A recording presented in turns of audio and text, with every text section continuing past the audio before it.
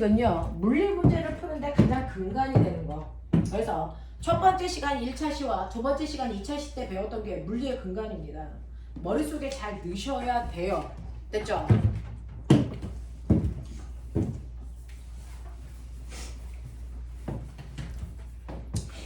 자, 여러분들 2차 시에는 뉴턴의 운동법칙이라는 거 배웠어요. 뉴턴의 운동법칙은 뭐냐면 뉴턴이라는 사람이 운동을 할 때 어떤 규칙성이라는 게 있다. 그 규칙성을 정리한 걸 뉴턴의 운동법칙이라고 합니다. 뉴턴의 운동법칙은 몇 가지가 있냐면 여러분들이 통합과학에서 슬쩍 배웠어요. 뉴턴의 운동법칙 세 가지가 있어요. 그 중에 첫 번째 법칙을 제1법칙이라고 해도 되고 같은 말로 이거를 관성법칙 이렇게 한단 말이에요. 뉴턴의 운동법칙 중에서 제2법칙을 제2법칙이라고 불러도 되고요. 이거를 가속도 법칙 이렇게 해도 같은 말이야.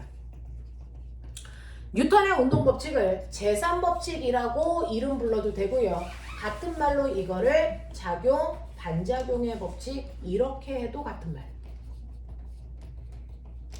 그래서 뉴턴의 운동법칙은 이렇게 세 가지의 법칙이 있는데 그러면 이건 뭘 얘기하는 거냐? 라고 얘기하면 아까 얘기한 것처럼 어떤 물체가요 처음에 움직일 때 이 움직이는 물체가 가지고 있는 빠방이 어떻습니까? 오른쪽 방향으로 2의 빠르기로 갔습니다.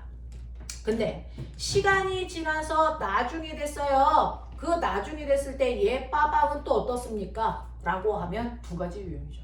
됐죠? 그 중에서 그대로 오른쪽으로 2의 빠르기로 가서 어떤 변화도 없는 운동을 하는 아이가 있죠.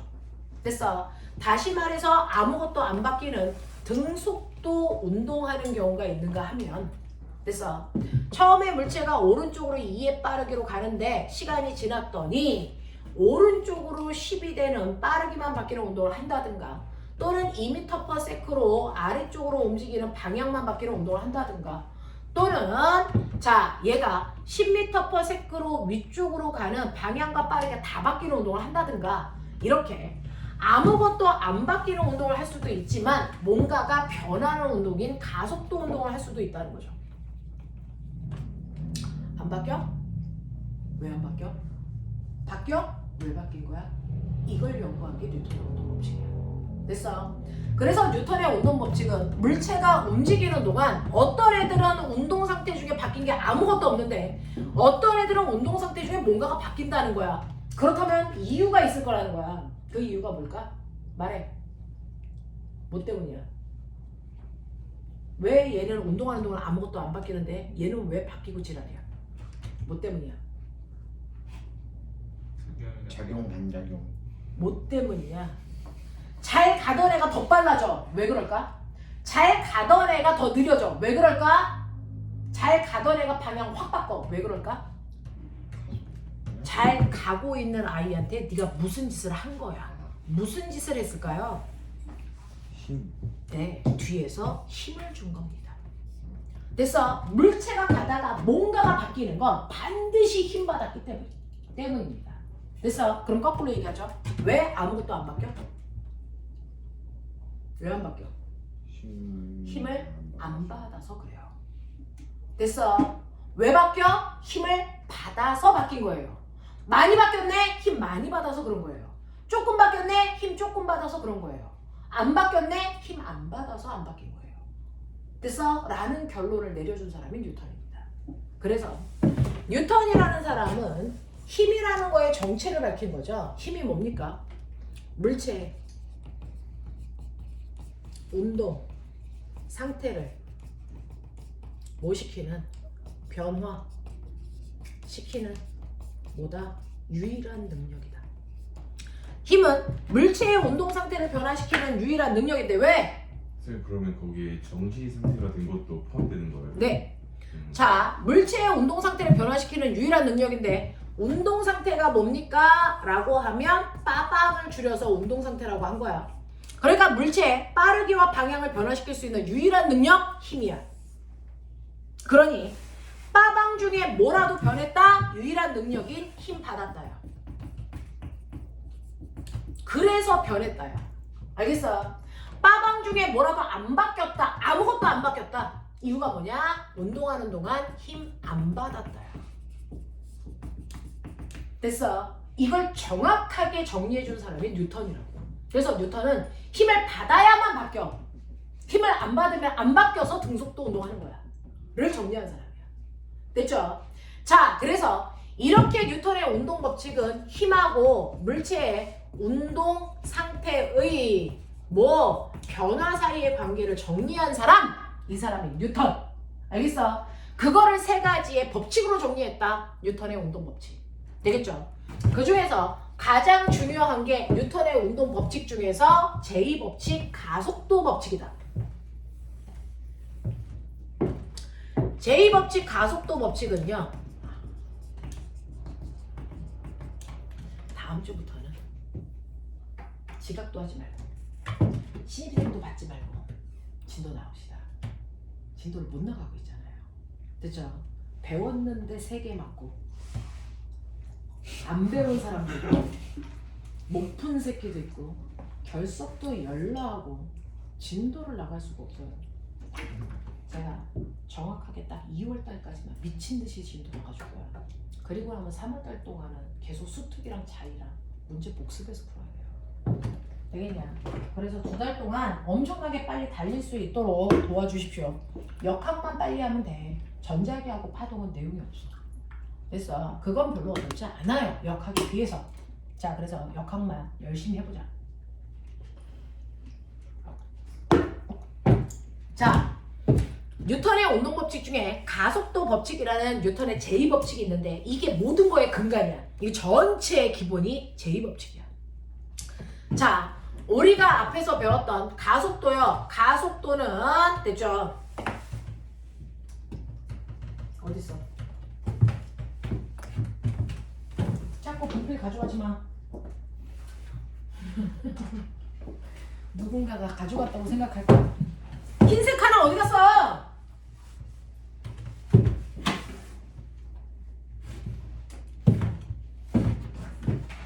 여기 있잖아. 왜 숨겨놔? 자, 가속도를 어떻게 구해?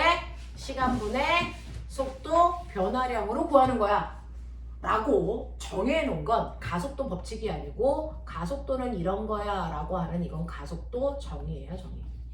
우리가 앞서 배운 내용은 가속도 정의입니다. 가속도는 시간분의 속도 변화량이야. 알겠습니까? 네. 자, 가속도 법칙인 뉴턴이 만든 건 다른 얘기. 자, 어떤 애가 있어? 2km짜리 물체가 처음에 속도가 0이었어.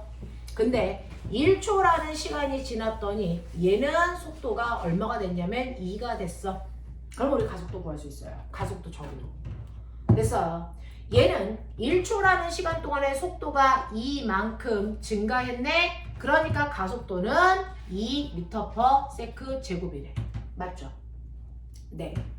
자, 그런가 하면 똑같이 2kg짜리 물체가 처음에는 정지되어 있다가 1초라는 시간 동안에 이 물체의 속도가 4가 됐다고 치자.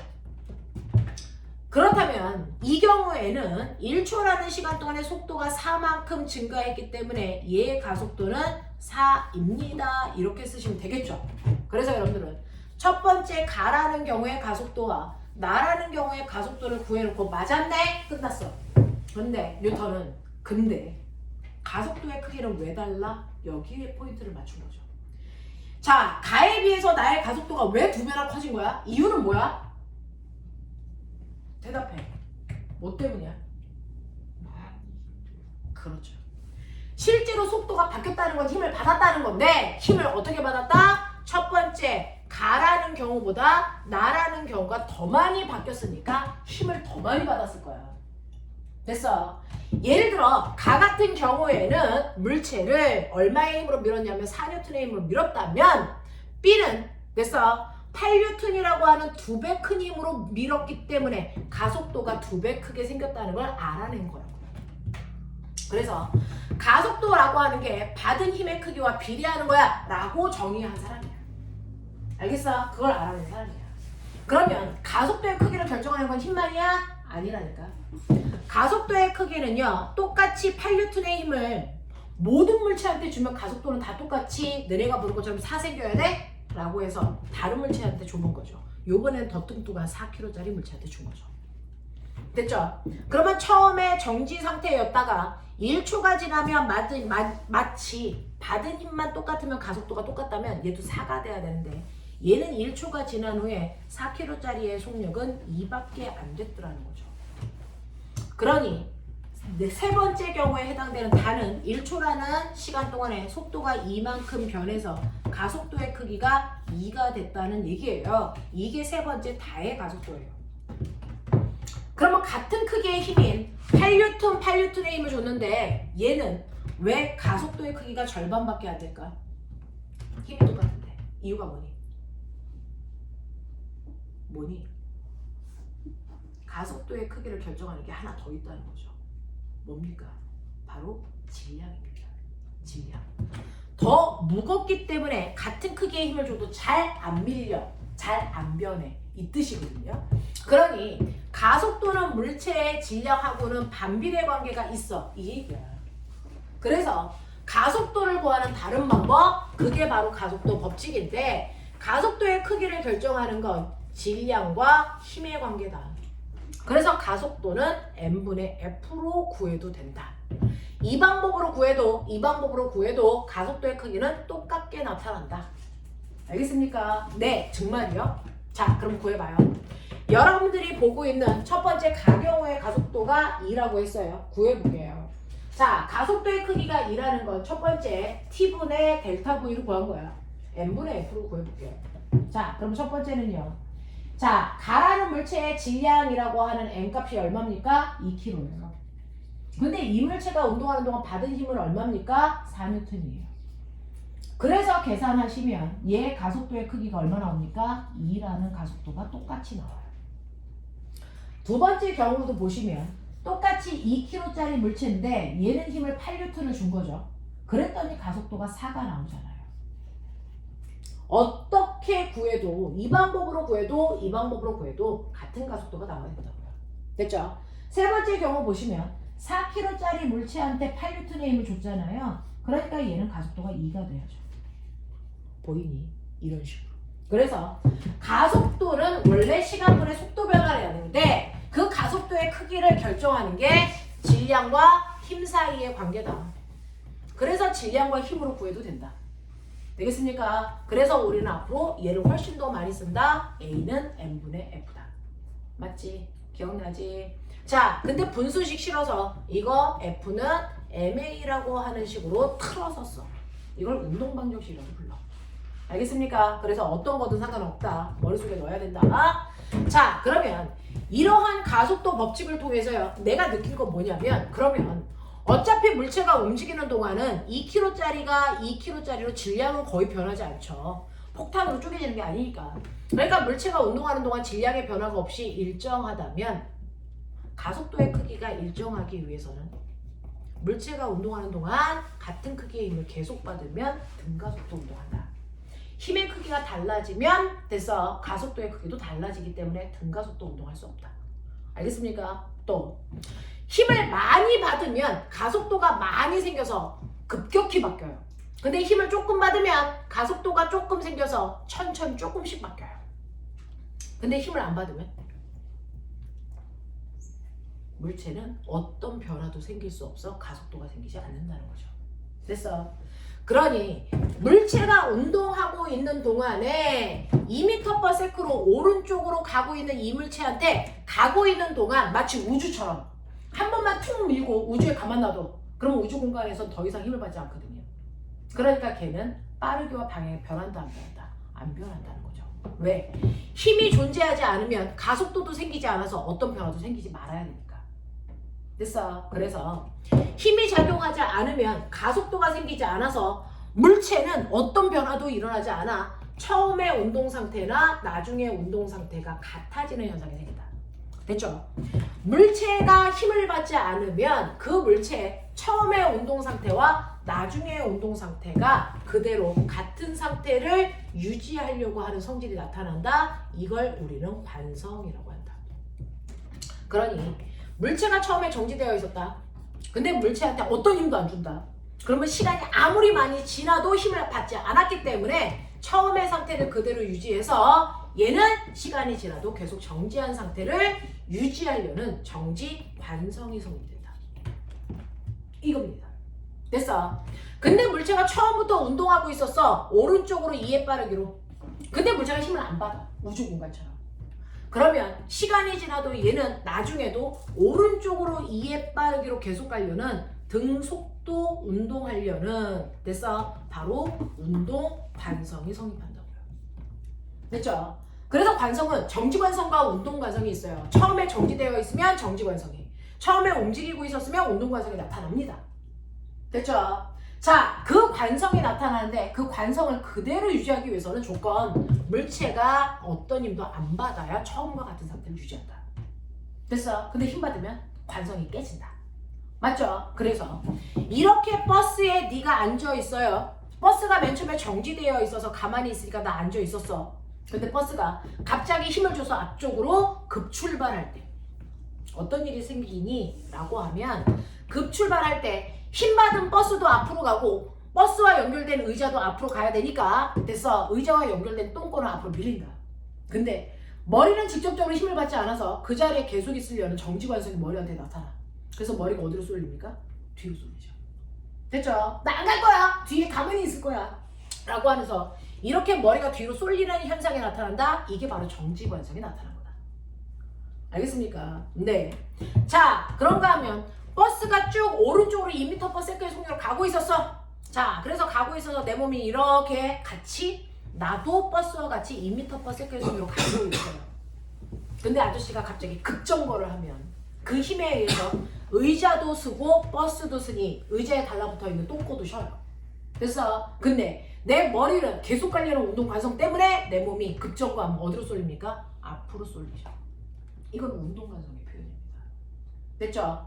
그래서 정지관성, 운동관성은 처음의 상태를 그대로 유지하기 위해서 나타나는 현상들이야. 알겠어? 근데 이 관성의 크기가 뭐다? 누가 더 처음의 상태를 그대로 유지하려는 고집이 세? 라고 하는 이 관성의 크기가 여기에는 우리 5명이 다 달라요. 관성의 크기는 그 물체가 가지고 있는 뭡니까? 질량의 크기예요. 됐어. 그러니까 질량이 10kg인 아이는 관성도 10만큼 가지고 있는 거야. 질량이 60kg인 아이는 관성도 60 가지고 있는 거죠. 그러니까 첫 번째 10kg인 아이보다 60kg인 아이가 관성이 훨씬 더 세기 때문에 됐어. 네, 쏠림 현상이 더 크게 나타나요. 알겠죠? 급출발할 때 뒤로 많이 쏠리고 급정거할 때 앞으로 많이 튀겨나간다. 무슨 말인지 알겠냐? 이런 것들이다. 그래서 관성의 크기는 질량이다 이렇게 얘기했어요. 됐죠? 자, 그 다음에 마지막 뉴턴의 운동법칙 중에서 제3법칙이 이게 수능의 가장 마지막 하이라이트. 됐죠? 여러분들 19번, 20번 문제에 나오는 거예요. 그러니까 역학 중에 제일 어렵게 꾸밀 수 있는 문제는 얘입니다. 얘를 이미 수업을 해버렸기 때문에 됐죠? 여러분들 못 들으면 큰일 나서 한번 반복해드리고 있어요. 자, 세 번째 바로 작용, 반작용의 법칙인데 여러분들이 알고 있는 것처럼 모든 힘은 항상 어떻게 작용하죠? 모든 힘은 항상 쌍으로 작용합니다. 됐어. 모든 힘은 항상 쌍으로 작용하는데 쌍이라고 하는 건 두 개의 힘이 동시에 생겨 이 뜻이잖아요. 됐죠? 그 중에서 하나의 힘을 우리는 작용이라고 불러주고요. 또 다른 힘을 반작용이라고 부릅니다. 됐죠? 모든 힘은 한 번에 두 개의 힘이 동시에 생겨요. 하나의 힘만 생기는 경우는 없습니다. 자, 그랬을 때 각각의 힘을 작용과 반작용이라는 이름으로 구별해서 불러주는 거라는 거죠. 됐어? 예를 들어 저번 시간에 선생님이 설명했었는데요. 이런 식으로 선생님이 뭐합니까? 됐어? 손이 칠판을 얼마? 10N의 힘으로 쳤다라고 하는 행위를 합니다. 그 행위에 의해서 생기는 힘을 작용이라고 한다면 됐어? 내가 손바닥으로 칠판을 딱 하고 치는 이 순간에 힘이 두 개가 생긴다고요. 손이 칠판을 치는 힘도 생기지만 이거의 반작용으로 주어와 목적어가 바뀌는 누구? 칠판이 손을 10N의 힘으로 쳤다라고 하는 또 다른 힘이 생겨요. 통합과학에서 살짝 했습니다. 기억나요? 그래서 주어와 목적어가 바뀌는 또 다른 힘이 동시에 생깁니다. 자, 그 중에서 내가 칠판을 손으로 치면 손바닥이 아프죠? 왜 아플까요? F1의 힘 때문이니 F2의 힘 때문이니? F2라고 하면 F1은요, 손이 칠판을 쳐서 누가 맞은 거야? 칠판이 맞았어요. 됐어? 그래서 항상 힘을 받은 물체한테 작용점을 찍습니다. 자, 칠판이 맞았습니다. 손이 쳤으니까 밀리는 방향으로 10N의 힘을 받아서 내가 한 F1의 행위를 표현한 화살표예요. 그러면 힘을 받은 건 칠판이니까 아파야 되는 건 칠판입니다. 손바닥이 아플 수가 없어요. 근데 내가 치는 순간 손바닥이 아프잖아요. 그 이유를 F1으로 설명할 수 없다. 왜? 손에 힘을 받은 적이 없어서 아플 수가 없다는 거죠. 근데 이때 뭐가 생겨요? 반작용이 생겨요. 그래서 반작용으로 칠판이 누굴 때린 거야? 손을 때린 거야. 어디? 여기 맞았어요. 그래서 네, 칠판이 쳤으니까 밀리는 방향으로 F2 10N의 힘을 받았어요. 요 힘 때문에 손바닥이 아픈 겁니다. 알겠어? 무슨 말인지 알겠어? 그래서 작용과 반작용의 두 힘이 언제나 동시에 생겨요. 시간 차이 없이 생겨요. 됐죠? 자, 이때 작용과 반작용을 표현할 때 주어와 목적어의 위치만 바뀌면 되지 새로운 단어 들어오면 절대 안 된다.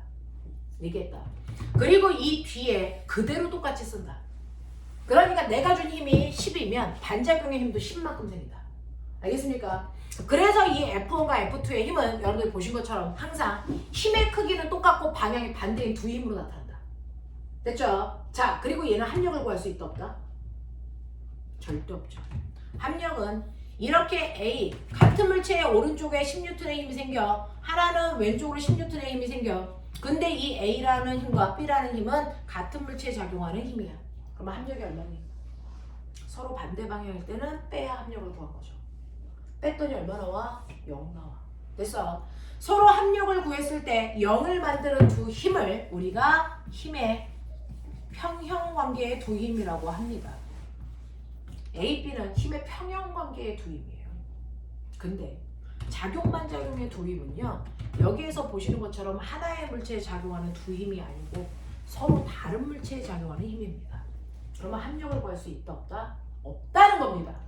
됐어. 그래서 여기에 있는 가라는 물체는 왼쪽으로 10N의 힘을 받은 게 합력이고요. 나라는 물체는 오른쪽으로 10N의 힘을 받은 게 합력인 것 뿐이죠. 이해가? 어려운 거 얘기해. 다 어렵죠. 너무 빠른 속도로 너무 많은 걸 뱉어내서. 네. 괜찮아? 익숙해지겠죠. 감사. 네. 네. 최선을 다해볼게요. 감사. 그런 마음이 가장 중요해요. 자, 그래서 너 때문에 그래도 못 들으면 안 될 것 같아서 한번 쭉 해봐주고 있어요. 됐죠? 네. 자, 그래서 이렇게 한번 쭉 해봐주니까 너무나도 잘하고 있는 호국이는 들었던 거 또 하네. 나 다 하는데 막 이러면서 안드로메다 갔다 오고 있지 저 새끼죠. 피곤해. 틀린 개수대로 등짝 날아간다 너. 자, 이렇게 해서 작용반작용의 두 힘이 생긴다. 이 작용반작용의 두 힘이 생겼을 때요. 됐죠? 네. 여러분들이 아시는 것처럼 요거 하나만 머릿속에 넣고 가면 지구 위에 책상, 책상 위에 꽃병, 꽃병 위에 꽃이 이렇게 꽂힌 상태로 꽃병은 뭐하고 있니? 그 위치에서 정지. 됐어. 물리에서는 정지되어 있다는 얘기는 물체가 받는 합력이 0이라는 얘기다. 됐어. 그러면 꽃병은 어떤 힘도 안 받는 거니? 아니면 받았는데 합력이 0인 거니? 받았는데 합력이 0인 거예요. 실제로 꽃병은 여기가 지구기 때문에 됐어? 지구가 미친 듯이 잡아당기는 중력이라는 힘을 받아요. 그쵸? 자, 꽃병이 받는 중력이라는 힘을 F1이라고 할 건데 이 중력을 풀어서 얘기하면 누가 누구를 이라고 하면 지구가 됐어? 병을 10N의 힘으로 당긴다. 이거 표현해 볼게요. 이게 병이 받는 중력입니다. 이 힘이 생기는 순간 반작용의 힘이 생깁니다. 됐어? 주어와 목적어만 바꾸면 된다 그래서 새로운 창작은 우리는 안 해. 자, 그러니까 이땐 병이 지구를 10N의 힘으로 당기는 힘이 동시에 생겨요. 이걸 화살표로 표현하면 첫 번째 F1에 힘을 받는 건 병이 받기 때문에 병에다가 작용점 찍어서 지구가 당기는 방향으로 이렇게 표현하시면 이게 F1이라고 하는 꽃병이 받는 중력입니다. 됐죠? 자, 그 다음에 F2라고 하는 힘은 지구가 병에 의해서 힘을 받아요. 그래서 지구에다 작용점 찍어서 위로 끌어올리시면 이게 바로 F2라는 F1의 반작용의 힘입니다. 맞죠? 자, 그럼 말 잘 듣는 꽃병은 지구가 내려오라 그랬으니까 내려가려고 밑에 있는 책상을 나 비켜! 내려가야 돼! 라고 하면서 꾹 누릅니다. 그래서 세 번째 힘이 생기는데 세 번째 힘은 병이 책상을 10N의 힘으로 누릅니다. 됐어. 그러면 이거에 반작용의 힘도 생기겠죠. 어떻게 해요? 책상이 병을 10N의 힘으로 떠받치는 힘도 생겨요. 되겠어? 자, 그러면 이때 F3라는 힘은요.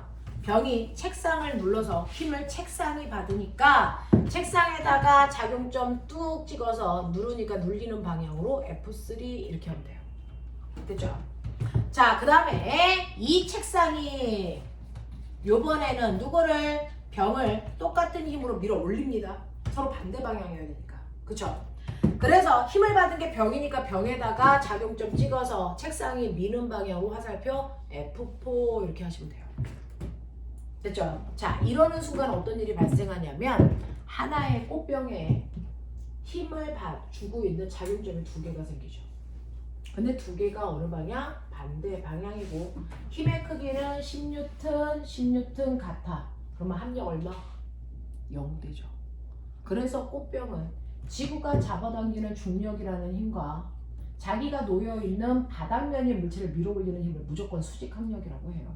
수직합력이라고 하는 이 두 힘의 합력이 0이 돼서 정지 상태를 유지하고 있는 거예요. 알겠습니까? 이렇게 된다. 자, 근데 너네 거기서 풀었다. 실제로 그림을 보시면 F1, F2, F3, F4라는 거에 뒤에 있는 이 내용은 아무도 안 써준다. 그냥 화살표만 그림에 할 뿐이다. 그러면 화살표에는 F1, F2, F3, F4가 뭔지를 너네들은 대충 써놔야 된다. 됐어? 그래 놓고 됐어? F1과 F4의 관계가 뭡니까? 라고 하면 꽃병이 받는 힘의 합력을 0 만드는 두 힘이죠. 그렇죠? 그래서 F1과 F4는 힘의 평형관계의 두 힘입니다. 이렇게 가시면 돼요. 됐죠? 자, 그러면 이 중에서 F1과 F4라고 하는 이 힘은 작용반작용의 두 힘이니? 이렇게 물어봐요. 라고 하면 작용반작용의 두 힘은 여러분들이 보시는 것처럼 같은 색깔로 표현되어 있는 아이들이 작용반작용의 두 힘이에요. 그러니까 F1과 F4는 작용반작용일 수 없고요. 선생님이 얘기했죠 아까. 합력을 구할 수 없는 힘이 작용반작용입니다. 근데 F1과 F4는 합력을 구할 수 있죠. 그러니까 절대로 작용반작용일 수 없다. 알겠습니까? 이렇게 얘기하시면 돼요. 그래서 여기에서 보시는 F1과 F4는 힘의 평형관계의 두 힘이고요. F1과 반작용의 힘은 바로 F2의 힘이다. 이렇게 가셔야 되죠. 됐어? 이렇게 갑니다. 자, 그래서 여러분들 거기에는 개념만 정리되어 있으니까 볼게요. 자, 2번 문제입니다. 자, 두 번째 뉴턴의 운동법칙. 자, 1번 A에 작용하는 R자임의 방향은요? 라고 했습니다. 자, R자임이 그동안 선생님이 얘기했던 합력이라는 건데요. 자, 볼래? 어떤 물체가요? 어떤 물체가 있는데 오른쪽으로 10N의 힘을 받고 오른쪽으로 20N의 힘을 동시에 받아요. 하나는 A의 힘, 하나는 B라는 힘을 가라는 물체가 받아요. 그러면 이렇게 서로 다른 두 힘을 받았을 때 물체는 결국은 어느 방향으로 가속도가 얼마만큼 생겨? 라고 하면 됐어? 이 둘을 합한 결과만큼의 힘이 생기죠. 그러니까 얘는 사실은 오른쪽 방향으로 30N만큼의 가속도가 생길 거야. 맞아. 이 두 힘이 만든 바로 합력이라고 하는 합력이라고 불러도 되고 이 물체가 받은 알짜 힘이라고 불러도 돼요. 이렇게 물체가 같은 방향으로 힘을 받을 때는 그 둘을 합한 만큼에 해당되는 30N의 하나의 힘을 받은 것과 같은 거야. 됐어? 네. 그래서 10N과 20N의 힘을 받으면요, 알짜 힘은 30N으로 오른쪽 방향으로 작용해요. 이렇게 얘기하면 돼요. 근데 어떤 물체가 하나는 오른쪽으로 20N의 힘을 받고 있고 하나는 왼쪽으로 10N의 힘을 받고 있다면 도대체 여기에 있는 이 가라는 물체는 몇 뉴턴의 힘에 의해서 물체의 운동이 바뀌는 거야? 라고 하면 이 둘을 합한 만큼이 물체의 운동 방향과 빠르기를 변화시키는 합력이에요. 근데 두 힘이 반대 방향으로 작용할 때는 어떻게 합력을 구합니까? 무조건 큰 힘에서. 그래서 작은 힘을 뺀 만큼이 얘네들의 합력이 돼요. 반대 방향일 땐 큰 힘에서 작은 힘을 뺀 만큼이 합력이 된다. 그래서 20N에서 10N을 빼면 물체가 받은 합력인 10N. 그래서 얘는 겨우 10N밖에 안 받은 거야. 어느 쪽? 큰 힘 방향으로. 됐어. 그래서 큰 힘 방향으로 받은 10N만큼이 물체의 운동을 변화시키는 진짜 힘, 알짜 힘이 된 거다. 이렇게 얘기하거든요. 그래서 같은 방향일 땐 그냥 더하시면 알짜 힘, 반대 방향일 땐 빼시면 알짜 힘이다. 자, 그러면 1번은요. 3kg짜리 물체 A에 라고 했어요. A라는 물체가 3kg랍니다. 자, 이 물체에 하나는 오른쪽으로 10N의 힘이 작용하고요. 하나는 왼쪽으로 4N의 힘이 작용하는 서로 반대 방향으로 작용하는 두 힘이야. 그럴 때 물체가 받는 진짜 힘은 오른쪽으로 6N의 힘을 받은 결과와 같죠. 되겠죠? 그래서 이 물체가 받은 알짜 힘의 방향은 오른쪽이고 알짜 힘의 크기는 6N입니다. 그렇다면 얘 가속도는 얼마니? 라고 하면 가속도는 질량분에 받은 알짜 힘으로 가속도를 계산을 하는 거야. 가속도를 구할 때 가속도의 크기는 무조건 알짜 힘으로 구한다. 그러니 이 물체는 3kg이고 얘가 받은 알짜 힘이 6N이니까 가속도는 오른쪽 방향으로 이만큼 생겨요 라는 겁니다. 납득하나? 하겠습니까? 오케이. 자, 그 다음에 4번. 그림은 정지한 휴지를 갑자기 잡아당겼을 때 휴지가 풀리지 않고 끊어지는 현상들이 나타납니다. 화장실 가서 한번 해보세요. 자, 그러면 그 중에서요. 됐죠? 내가 이거는 휴지로 구했지만 그렸지만 일반적으로 교과서에서 어떤 그림? 이런 그림. 돌을요. 위아래 실로 이렇게 묶어버려요. 그래서 위쪽 실을 A실, 아래쪽 실을 B실이라고 하고 여기에 추가 이렇게 매달려 있는 겁니다. 됐죠? 그랬을 때 내가 B라는 실을 확 하고 잡아당겨요. 됐죠? B라는 실을 잡아당길 건데 그걸 갑자기 잡아당기면 어떤 일이 발생을 하면 여기 있는 실을 통 하고 잡아당기면 힘이 여기까지만 전달되고 A로 안 올라가. 그러니까 A 실은 힘을 안 받은 거고요. B 실만 힘을 받았어요.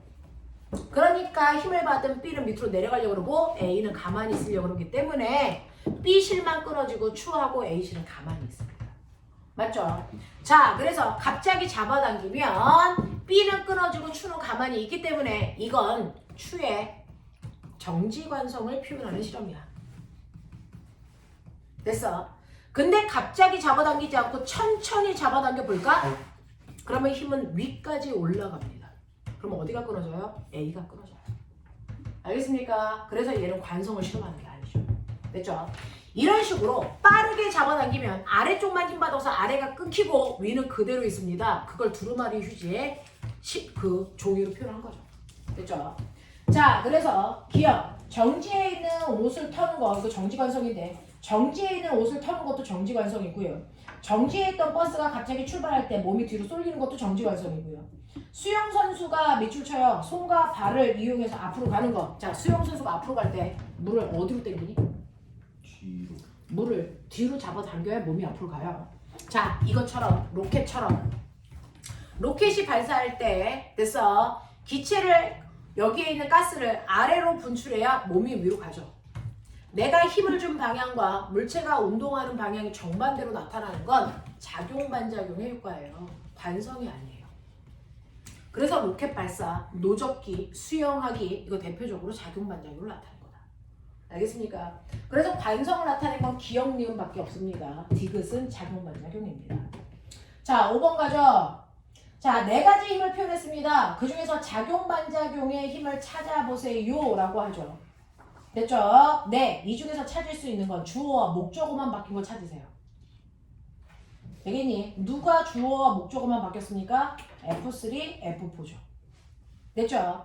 자, 책이 책상을 미는 힘과 책상이 책을 떠받드는 힘은 서로 작용 반작용의 힘이라서요. F3, F4가 작용 반작용의 두 힘입니다. 자, 그 다음에 6번 보시면 네 가지 힘 중에서 서로 평형관계의 힘은 합력을 구할 수 있고, 그래서 합력을 0 만드는 힘인데 합력을 구할 수 있으려면 같은 물체의 작용점이 찍혀 있어야 되겠죠. 누굽니까? F1과 F4. 알겠어요? 이게 힘의 평형관계의 두 힘입니다. 자, 그 다음에 7번 보시면 F1과 크기가 같은 힘을 모두 쓰세요 라고 합니다. 됐죠? F1과 같은 크기의 힘은 지구가 책상을 당기는 힘과 똑같은 크기의 힘은 책이 지구를 당기는 힘이겠죠. 또 책이 지구를 당기는 만큼, 됐어. 네, 책상이 지구를 당기는 만큼 아까 보신 것처럼 책이 책상을 눌러요. 그 책상을 누르는 만큼 책상이 떠받드는 힘도 생겨서 F1과 같은 크기는 F2, F3, F4가 다 같은 그 크기의 힘으로 나타납니다. 자, 8번 보시면 자, 이 힘들 중에서 작용 반작용의 관계인 두 힘과 평형을 이루는 두 힘을 찾아보세요 라고 하죠. 작용 반작용의 두 힘은 주어와 목적어만 바뀐 거 찾으시면 되니까 보이죠. F1과 F2가 작용 반작용의 두 힘이고요. 작용점이 하나의 물체에 찍혀 있는 거 찾아보세요. F1은 손가락에 작용하는 힘이고요. F2는 공에 작용하는 힘이고요.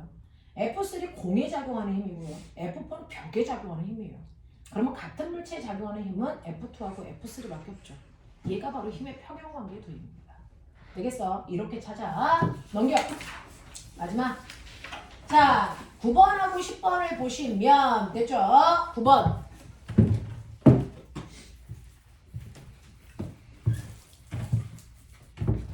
작용 반작용 때문에 물체의 운동이 나타나는데 바꾸고 정신 안 차리냐? 요렇게 A라는 물체는 4kg짜리야. B라는 물체는 꼬맹아 5야 6이야? 6kg짜리야. 자, 근데 여기에서 20N의 힘으로 밀어. 그럼 꼬맹아, 자, 물체와 바닥 사이에 어떤 힘도 작용하지 않을 때요. 됐죠? 내가 준 20N의 힘이 이 물체를 움직이는 알짜 힘이 된다. 됐어? 그랬을 때 가속도가 얼마입니까? 라고 하는데 생각해봐. 내가 20N의 힘으로 밀면 몇 킬로가 움직이니? 몇 킬로가 움직여요? 이거 합판 전체가 움직이니까 10킬로가 움직입니다. 맞아. 그래서 가속도는 질량분의 힘이라는 건데 나의 힘 20N으로 움직인 건 4킬로가 아니고 10킬로입니다. 그래서 얘 가속도가 2입니다. 알겠어? 이해하죠? 이렇게 하나의 힘으로 여러 물체를 한꺼번에 움직이게끔 하는 걸 우리는 한 덩어리 물체의 운동이라고 한다. 알겠습니까? 네. 그래서 20N의 힘으로 움직인 건 4kg가 아니고 10kg다. 됐죠? 그러면 이때 움직일 때 내가 준 20N의 힘을 난 A한테만 줘서 A만 움직일 거라고 생각했는데 둘이 같이 움직였잖아요. 그럼 내 힘을 나눠 썼다는 얘기예요. 그렇죠? 그러면 그 중에서 A 혼자서 쓴 힘은 얼마고 B 혼자서 쓴 힘은 얼마인지를 각각 구하고 싶어. 20 중에서 A는 얼마 썼고 B는 얼마 썼는지. 자, 그거 아는 방법이 운동방정식. F는 뭐니? MA. 넘기시면. A가 받은 힘을 구하고 싶으면 A의 질량에다 A의 가속도를 곱하시면 A가 받은 힘이 나와요. A는 4kg고 가속도가 A의 가속도가 2이기 때문에 A는 내가 준 힘 20N 중에서 액의 8N밖에 못 쓴 거예요. 되겠어? 그러면 B가 쓴 알짜 힘은 F는 MA니까 B가 쓴 알짜 힘은 B의 질량으로 B의 가속도를 곱하시면 돼요. 자, B의 질량은 6kg이고 가속도가 2이기 때문에 B 혼자서 쓴 알짜 힘은 12N입니다. 그래서 얘네들이 각각 쓴 알짜 힘을 더하시면 내가 준 원래 힘이 나옵니다. 맞아. 자, 그러면서 저 궁금한 게 20N의 힘으로 밀었는데 A, B가 같이 움직였기 때문에 나는 내 힘을 얘네가 나눠 쓴 것까지는 이해를 하는데 나눴을 때 저는 공평하게 10N 나눠 쓸 거라고 생각했었는데 얘는 겨우 8밖에 안 쓰고 얘는 12나 썼어. 도대체 나눠 쓰는 힘의 크기를 결정하는 건 뭘까? 라고 하면 됐죠? 얘네들의 가속도는 둘 다 2, 2로 똑같기 때문에 나눠 쓰는 힘의 크기에 영향을 안 줍니다. 나눠 쓰는 힘의 크기에 영향을 주는 건 얘는 4kg, 얘는 6kg라고 하는 뭡니까? 질량입니다. 질량. 질량비가 물체가 나눠 쓰는 힘의 크기를 결정합니다. 그래서 얘네들의 질량 비율이 보시면 2대 3이죠. 그래서 내 힘을 2대 3으로 나눠 써서 얘는 8N, 얘는 12N을 쓸 수밖에 없습니다. 언제나 한 덩어리로 움직이는 물체는 힘을 자기의 질량 비율로 나눴습니다. 알겠습니까? 기억. 자, 그렇다면 내가 궁금한 거, 나 A를 밀었는데 B가 힘을 받았네. 어떻게? 그건 내가 A를 밀어 A가 가려고 앞에 있는 커다란 형인 A가 B를 밀면서 가는 거죠. 몇 뉴턴의 힘으로? A가 B를 12N의 힘으로 밀어준 겁니다. 라고 하는 작용의 힘이 생겨요. 그러면 이 순간 뭐가 생깁니까? 반작용의 힘이 동시에 생긴다고 했죠. 그 반작용의 힘은 주어와 목적어만 바꾸면 되니까 B가 누구를 밉니까? A를 똑같이 12N의 힘으로 밀어버리니까 잘 생각해 보시면 어떤 일이 발생을 하냐면 A라는 물체만 보시면 사람이 20N의 힘으로 밀었는데 B가 A를 12N의 힘으로 밀었어요. 그러면 합력이 얼마나 오니? 반대 방향이니까 빼겠죠? 어느 방향으로? 오른쪽 방향으로 8N이라는 그 힘이 나온 거예요. 됐죠? 자, B의 입장에서는요. A가 밀어준 12N의 힘만 받았어.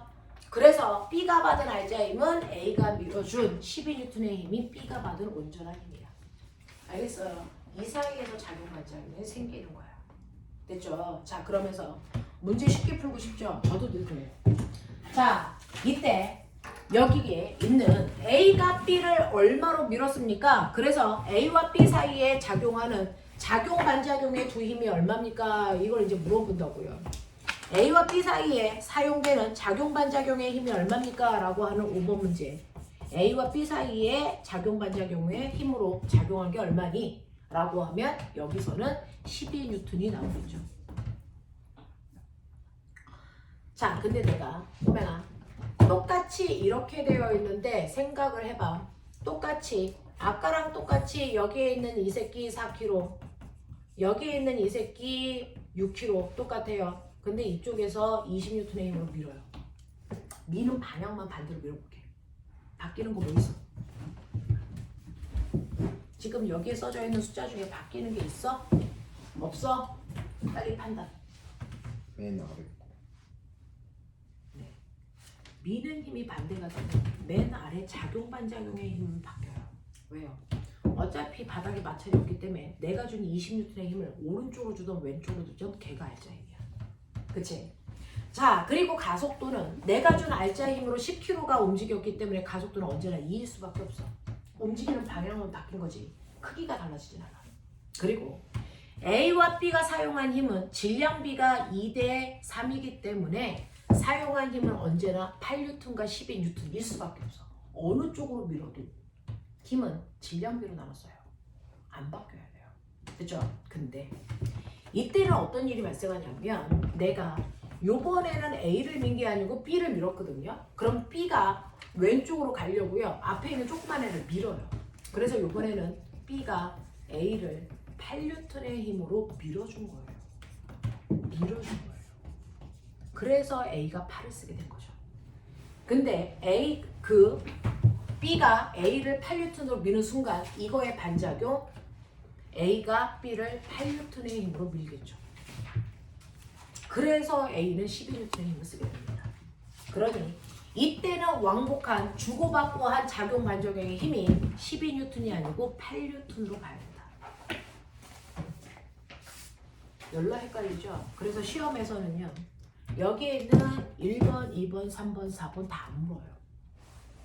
그래서 이 그림 그려놓고 딱 하나 얘가 얼마냐 이렇게 물어봐요. 그래서 이건 어떤 공식으로 사용하는 게 아니고 여러분들이 이 과정을 생각해서 얘를 구해내는 거기 때문에 어렵습니다. 자, 근데 이걸 쉽게 할 수 있는 방법은요. 여러분 보시면 선생님이 시험 볼 거야. 그리고 두겸이한테 시험지를 주면 두겸이는 시험지를 받아서 어떻게 하니? 어떻게 하니? 내가 시험 보자 그러고 두겸한테 줬어. 자, 그 다음에 행위를 해. 두겸아 어떻게 할 거야? 자, 그럼 예를 들어 시험 어떻게 봐?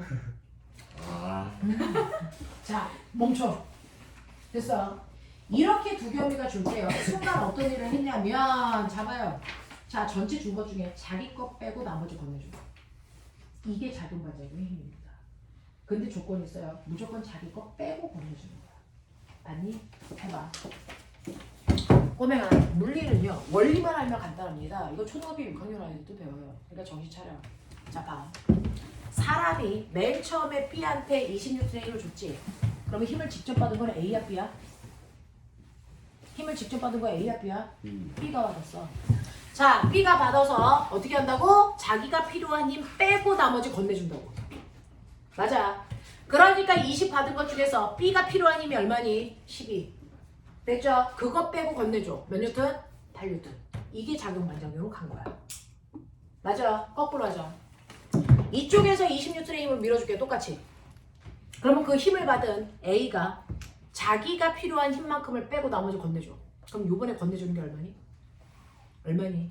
20 중에서 8 빼고 나머지 건네주죠? 몇 뉴턴 건네줘? 12뉴턴. 알겠습니까? 이렇게 된다. 자, 이걸 여러분들이 가지고 있는 9번 문제에서 정리해드렸어요. 자, 9번 문제에서 이렇게 되니까 B의 가속도 2인 거 말고요. A가 쓴 R자임을 12뉴턴이 아니고 8뉴턴으로 바꿔야 되고요. 됐죠? 자, 20뉴턴 중에서 A가 8 쓰고 나머지 건네주니까 A가 B를 민 힘이 12뉴턴이라는 얘기죠. 납득됩니까? 이렇게 갑니다.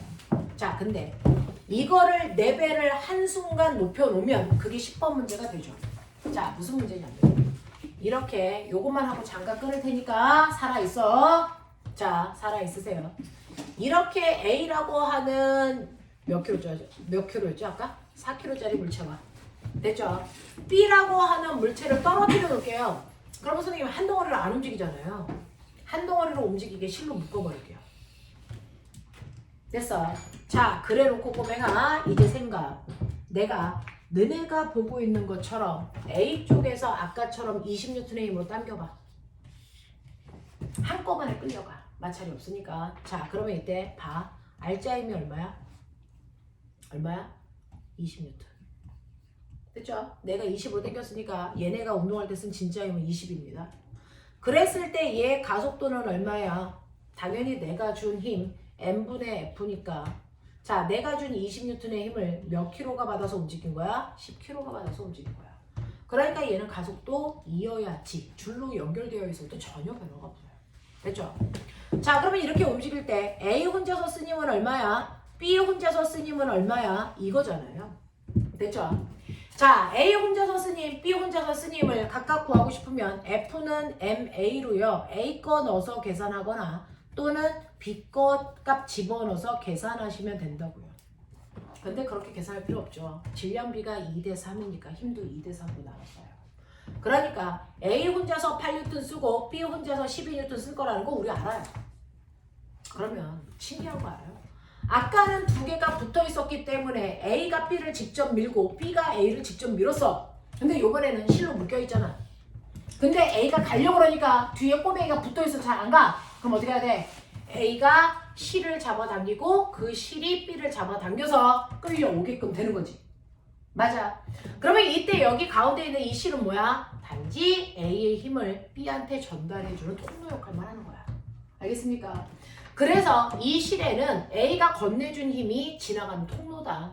이 실에 걸려있는 힘을 우리는 장력이라고 하고요. 텐션의 약자 T로 씁니다. 그래서 실에 걸려있는 힘들을 그냥 장력이라고 불러요. 그래서 그럼 장력이 얼마니? 신경 쓰지 말고 건너가는 힘 생각하면 돼요. 자, 그럼 생각해. 20의 힘을 직접 받은 거 누구다? A다. A는 자신이 필요한 만큼의 힘 8뉴턴을 빼고 나머지 건네준다. 맞습니까? 그러니까 실에 걸려있는 장력 얼마입니까? 12뉴턴입니다. 되겠죠? 이렇게 가야 돼. 됐죠? 자, 당기는 방향 바꿔. 이쪽에서 당겼다고 쳐. 20뉴턴의 힘을. 이쪽에서 힘 안 줘. 그래도 똑같죠? R자 힘 똑같고 가속도 똑같고 얘네들이 나눠 쓰니 힘 똑같습니다. 그렇다면 이 실에 걸려있는 장력도 똑같아? 이거 다르죠. 됐죠? 20 중에서 B가 쓴 힘은 12N이니까 요번에는 12를 빼고 나머지 8을 건네주는 겁니다. 맞냐? 이런 식의 느낌. 자, 그러면 10번. 그린 가와 나는 수평면 위에 놓여있는 물체 A와 B를 실로 연결한 후에 가에서는 B의 수평 방향으로 크기가 F인 힘으로 당기고 있는 거고요. 나는요 A에서 EF의 힘으로 실을 당긴다고 치자. A와 B의 질량은 서로 MA, MB로 표현하기로 했다. 가와 나에서 실에 작용하는 힘의 크기가 같을 때 됐죠? 가와 나에서 실에 작용하는 힘의 크기가 같을 때 MA 대 MB의 질량 비율이 얼마이겠습니까? 라고 하는 거죠. 신기한 거 아세요? 보면 생각해봐. 이런 문제 나오면 F하고 EF로 나와서 거부감 생기죠? 그럼 거부감 안 생기게 그냥 숫자 줘도 돼. A고 여기 B야. 내가 첫 번째 가 경우에는요. 이쪽 방향으로 F의 힘을 줬어. 나 상관없어. 그냥 10N으로 줄 거야. 됐어. 10N으로 줄 거야. 그러면 얘가 필요한 힘 쓰고 나머지를 건네주겠죠. 맞죠? 나머지를 건네주겠죠. 그 나머지의 힘이 대략 한 얼마로 볼까요? 6N의 힘이 건너갔어. 뭐 이런 식으로 생각해보자. 됐어? 그러면 얘는 4 쓰고 얘는 6 썼어. 뭐 그런 얘기 아닙니까? 그쵸? 그러니까 얘네들의 질량 비율이 2대 3이야. 그런 얘기 아닙니까? 그쵸? 이렇게 볼 수 있겠죠? 근데 두 번째 경우는요. 똑같이 물체를 이렇게 매달아 놓고 요번에는 당기는 힘이 얼마냐면 여러분들이 보시는 것처럼 어이씨 거꾸로 있잖아. 자, 얘는 B쪽에서 당기네요. 10N의 힘으로 당겼더니 요거 건너가는 힘이 6N으로 치면 얘가 4N 썼다는 얘기고 얘가 6N 썼다는 얘기네요. 거꾸로 그렸어요. 됐어. 그래서 질량비를 2대 3으로 보면 돼. 뭐 그런 느낌이었다면 요번에는 여러분들이 보시는 것처럼 F쪽, 그 A쪽에서 2배의 힘을 준대요. 그럼 한 20N의 힘을 줘야지 2배가 되겠죠. 그래도 실에 걸려있는 장력이 똑같아요. 6N이에요. 문제가 그래요. 됐어? 네, 문제가 그렇습니다. 그렇다면 2배 많은 힘을 줬는데 여기에 실에 걸려있는 장력이 똑같다면 이 힘을 통해서 이 실을 통해서 받은 얘가 6N의 힘을 쓴 거고 얘는 얼마 쓴 겁니까? 14N의 힘을 쓴 거죠. 됐어요? 이런 느낌. 이런 느낌. 알아듣겠어? 알아듣겠어? 이런 것들입니다. 자, 그래서 이런 느낌으로 작용했을 때 이때 마찰력의 크기가 얼마니? 질량의 비율은 어떻게 구하면 되겠습니까? 라고 하는 문제야. 되겠어? 자, 요거는 어떻게 구하면 되겠니? 어떻게 구하면 되겠니?